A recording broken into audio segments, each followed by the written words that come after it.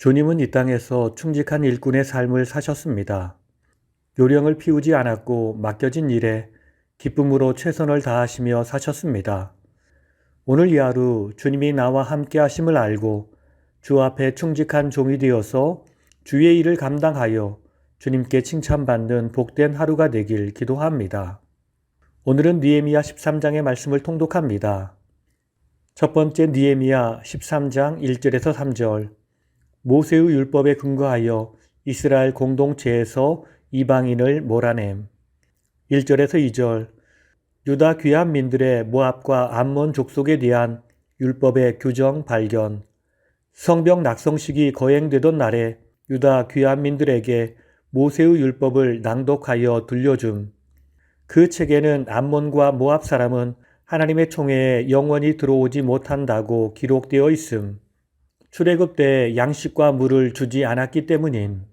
발람을 사주하여 이스라엘을 저주했기 때문임. 3절. 율법을 들은 유다 귀한민들이 이스라엘 공동체 안에서 이방인을 몰아냄. 새롭게 세워진 이스라엘 공동체가 제일 먼저 주 앞에 거룩한 모습을 회복해 나가고 있습니다. 먼저는 주의 말씀을 듣는 일이었고, 두 번째 우리 내부에 있던 악의 요소인 이방인을 몰아내는 일이었습니다. 이들은 악한 문화를 공동체 안으로 들여오는 나쁜 사람이었기 때문입니다. 이 사건은 주전 440년 말에 있었던 사건입니다. 두 번째 느헤미야 13장 4절에서 14절. 느헤미야의 성전 정화와 무너졌던 11조 제도의 재회복. 4절에서 9절. 성전 정화. 하나님의 전 골방 책임자인 제사장 엘리야십이 하나님의 전을 부정케 함.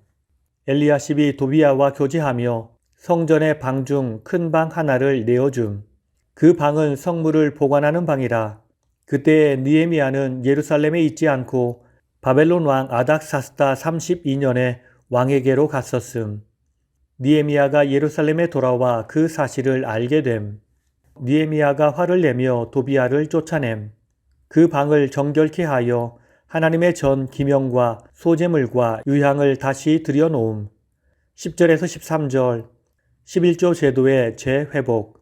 백성들이 레위인들에게 주어야 할 11조를 주지 아니하여 레위인들이 주의 일을 포기하고 세상으로 돌아감. 느헤미야가 백성들의 지도자들을 책망하고 레위인들을 소집하여 본래의 직무에 복직시킴. 온 유다가 곡식과 포도주와 기름의 11조를 가져다가 곡간에 드림. 창고 책임자로 제사장 셀레미야, 서기관 사독, 레위 사람 부다야를 세우고 그들의 조수로 하난을 세움. 이들은 믿을 만한 사람이었음. 14절. 느헤미야의 기도. 하나님의 전과 그 직무를 위하여 자기가 한 일을 기억하여 주옵소서. 이 사건은 느헤미야가 잠시 페르시아로 돌아갔다가 다시 귀국한 주전 432년 이후에 발생한 사건입니다. 강력한 의지로 포로 귀한 이스라엘 공동체의 회복과 재건을 위하여 힘쓰던 느헤미야가 페르시아로 돌아가자 백성들은 급격하게 영적 침체에 빠지게 되었고, 그로 말미암아 이스라엘 내부에서 많은 문제가 발생합니다. 그러한 문제 중에는 이방인이요 과거 이스라엘의 원수였던 도비야에 의한 성전의 거룩성 훼손 사건, 11조 제도의 붕괴로 인한 성전 제사 제도의 유명무실 사건, 안식일 준수의 실종, 이방인과의 통혼 문제였습니다. 그러므로 다시 예루살렘으로 귀환한 느헤미야는 이러한 문제들을 해결하기 위해 다시 한번 전면적인 개혁에 착수해야만 했습니다.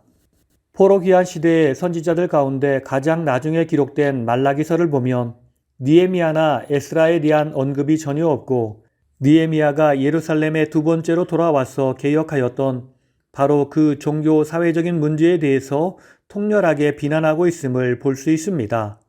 이는 구약 마지막 책을 기록한 말라기 선지자의 활동 시기가 느헤미야가 페르시아로 돌아간 사이라는 것을 알려주는 것입니다. 세 번째 느헤미야 13장 15절에서 22절.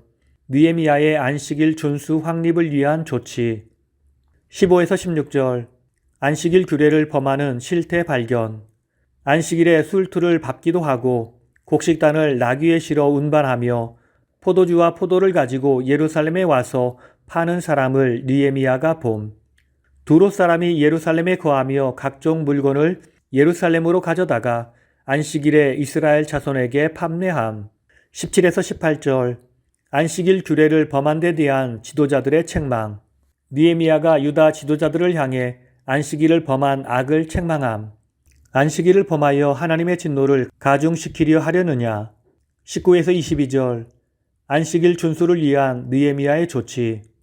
안식일 해질 무렵 성문을 닫고 안식일에는 문을 열지 말라. 안식일에는 아무 짐도 성 안으로 들여오지 못하게 하라. 그러나 그 후에도 장사치들이 한두 번 예루살렘 성 밖에서 유숙함. 느헤미야가 그들에게 경고하며 하지 말라함. 느헤미야가 레위인들에게 몸을 정결케 하고 성문을 지켜서 안식일로 거룩하게 하라고 명함. 22절. 느헤미야의 기도. 자신이 행한 일을 기억하시고 주의 은혜로 자신을 아껴 주시옵소서.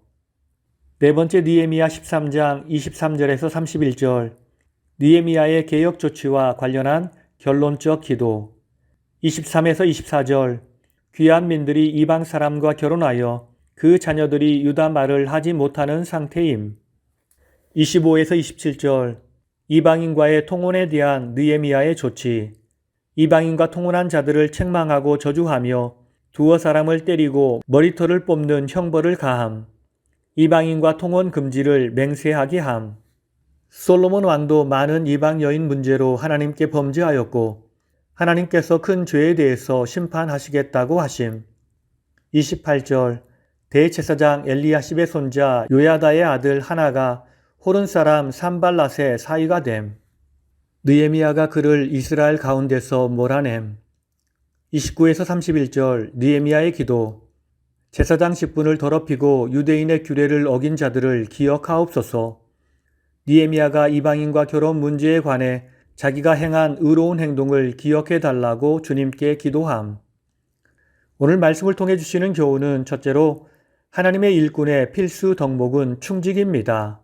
13절을 보면 느헤미야는 제사장 셀레미야와 서기관 사독, 레위인 부다야를 창고지기로 삼고 한난을 버금으로 삼아 백성들이 곳간에 드린 11조를 관리하며 분배하는 일을 하게 했습니다.